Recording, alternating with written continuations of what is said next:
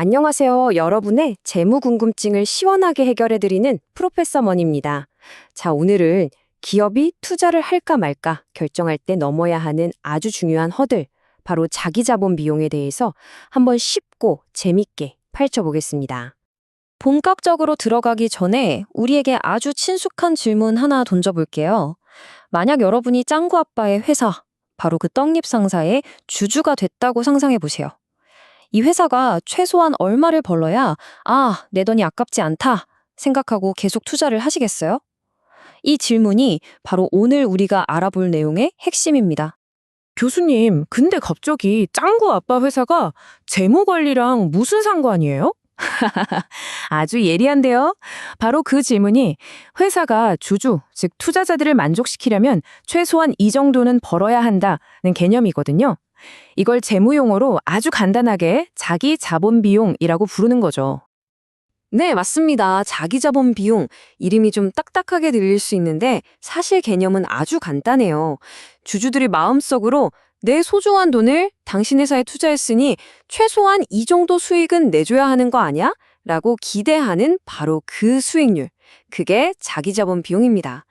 회사 입장에서는 이걸 넘어서야 진짜로 돈을 벌고 있다고 말할 수 있는 거고요. 자, 이걸 좀 더 정확하게 정의해 볼까요? 바로 투자자들이 회사의 미래가 불확실한, 즉 위험을 감수하는 대가로 요구하는 최소한의 수익률을 말합니다. 만약 회사가 이 수익률보다 돈을 못 벌면 어떻게 될까요? 주주들은 당연히 실망해서 다른 곳에 투자하려고 하겠죠? 그래서 이 자기 자본 비용이 기업에게는 반드시 넘어야 할 최소 수익률의 기준선이 되는 겁니다. 와, 그럼 투자자들이 기대하는 그 마음속의 숫자를 실제로 계산할 수 있다는 건가요? 되게 신기하네요. 그걸 어떻게 하죠? 그럼요. 재무관리에서는 이 중요한 숫자를 추정하는 아주 대표적인 두 가지 도구가 있습니다. 지금부터 하나씩 같이 살펴보시죠. 자, 첫 번째 도구는 바로 배당 성장 모형입니다. 이름에서 벌써부터 힌트가 막 느껴지죠? 맞아요. 회사가 주주들에게 나누어주는 배당금이 앞으로 얼마나 성장할지를 보고 그걸 바탕으로 투자자의 기대 수익률을 역으로 계산해내는 아주 직관적인 방법입니다. 공식은 이렇게 생겼습니다. 여기서 R2는 우리가 알고 싶은 자기자본 비용이고요. D1은 내년에 받을 예상 배당금, P0는 지금 현재 주가, 그리고 G는 배당금이 앞으로 얼마나 성장할지에 대한 예상치예요. 쉽게 말해서 지금 당장 받는 배당 수익에다가 미래에 대한 기대감을 더한 거라고 보시면 됩니다. 공식만 보니까 아직 좀 감이 안 와요. 좋습니다. 그럼 바로 실제 사례에 적용해보죠. Greater States라는 회사가 있다고 칩시다. 올해 주당 4달러를 배당했고 앞으로 매년 6%씩 쑥쑥 성장할 걸로 기대돼요. 현재 주가는 60달러고요. 자, 그럼 내년 배당금 D1은 어떻게 될까요? 올해 4달러에 성장률 6%를 더해서 4.24달러가 되겠죠? 이제 이 숫자들을 공식에 쏙쏙 집어넣기만 하면 됩니다. 자, 계산기를 두드려보면 짜잔! 13.07%가 나왔네요. 이게 바로 Greater States 회사의 자기 자본 비용입니다. 다시 말해서 이 회사 주주들은 우리 회사 최소 1년에 13.07%는 벌어줘야 해 라고 기대하고 있다는 뜻이죠. 만약 회사가 이보다 못한 성과를 내면 주주들은 실망하고 주가는 떨어질 수도 있겠죠. 교수님, 그런데 궁금한 게 있어요. 요즘 잘 나가는 IT 기업들처럼 배당은 전혀 안 주고 성장에만 올인하는 회사들도 많잖아요. 그럼 그런 회사들은 이 방법으로 계산이 아예 안 되는 거 아닌가요? 와, 정말 중요한 포인트를 짚었네요. 맞습니다. 바로 그런 경우에 사용하는 두 번째 방법이 있습니다. 이름하여 증권시장선 SML 접근법인데요. 이건 배당이 없어도 쓸 수 있고 무엇보다 위험의 크기를 직접적으로 숫자에 반영한다는 아주 강력한 장점이 있어요. SML 공식은 이렇게 생겼어요. 여기서 RF는 국채 이자율처럼 거의 위험이 없는 투자의 수익률, 즉 무위험 이자율이고요. 괄호 안에 있는 RM-RF는 주식시장 전체가 안전자산보다 얼마나 더 높은 수익을 주는지 시장 위험 프리미엄이라고 부릅니다. 그리고 제일 중요한 저 그리스 문자, 베타. 이게 바로 시장이 1% 움직일 때 이 주식은 몇 %나 움직이는지를 보여주는 민감도, 즉 위험의 척도입니다. 이번엔 우리 모두가 잘 아는 월트 디즈니를 예로 들어볼게요. 무위험 이자율이 한 1.53% 정도 되고 시장 위험 프리미엄은 7%라고 가정해 봅시다. 그리고 디즈니의 베타는 1.11로 측정됐다고 해요. 이 베타가 1보다 크다는 건 시장 평균보다 주가 변동성이 좀 더 크다는 뜻이에요. 즉, 조금 더 위험하다고 평가받는 거죠.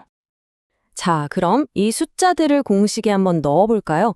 자기 자본 비용은 일단 안전하게 먹고 들어가는 무위험 이자율 1.53%에다가 디즈니가 가진 위험의 크기, 즉 베타 1.11에 그 위험에 대한 보상인 시장 위험 프리미엄 7%를 곱한 값을 더해주면 되는 겁니다.